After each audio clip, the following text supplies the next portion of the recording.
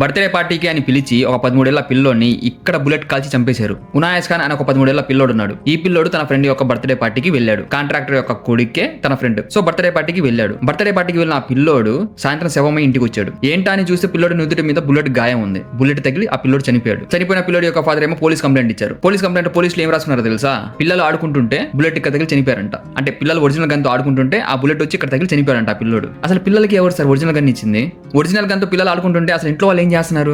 ఈ ఎఫ్ఐఆర్ లో 6 మెంబర్స్ పేర్లు రాసుకున్నారు. అందులో 3 మైనర్ పిల్లలు. ఉనాయస్ ఖాన్ వాళ్ళ ఫాదర్ చెప్తుంది ఏంటి అంటే, ఉనాయస్ అంటే ఆ చనిపోయిన అబ్బాయి యొక్క ఫాదర్ చెప్తుంది ఏంటి అంటే, తనకి ఆ కాంట్రాక్టర్ మధ్య రీసెంట్ గా గొడవ జరిగిందంట పేరెంట్ టీచర్ మీటింగ్ లో. ఆ గొడవని మనసులో పెట్టుకొని తన పిల్లోని చంపేశారు అని చెప్తున్నాడు ఆయన. ఇదంతా యూపీలో జరిగింది. ఫర్ ఎగ్జాంపుల్ ఈ ఇన్సిడెంట్ లో చనిపోయింది ఒక హిందూ అబ్బాయి అయితే, ఇదంతా ఒక ముస్లిం ఫ్యామిలీ వల్ల జరిగి ఉంటే ఈ పాటికే ఆ ముస్లిం ఫ్యామిలీ ఇంటి మీదకి ఒక బుల్డేజర్ వచ్చేది. ఆ మనిషి చెప్తున్నాడు, ఆ ఉజ్జయిన్ వాళ్ళ ఫాదర్ చెప్తున్నాడు ఇదంతా. అలాంటి సిచ్యువేషన్స్ యూపీలో ఉన్నాయి. ముస్లిం ఫ్యామిలీస్ కి అసలు రెస్పెక్టే లేదు అని చెప్తున్నాడు ఆయన. ఇదంతా నేను చెప్పట్లేదండి, మళ్ళీ నేను చెప్తున్నాను అనుకున్నారేమో, ఆయనే చెప్పాడు. వాట్ ఎవర్ ఇట్ మేబీ ఒక 13 ఏళ్ల పిల్లోడు ఒక బుల్లెట్ వల్ల చనిపోయాడు.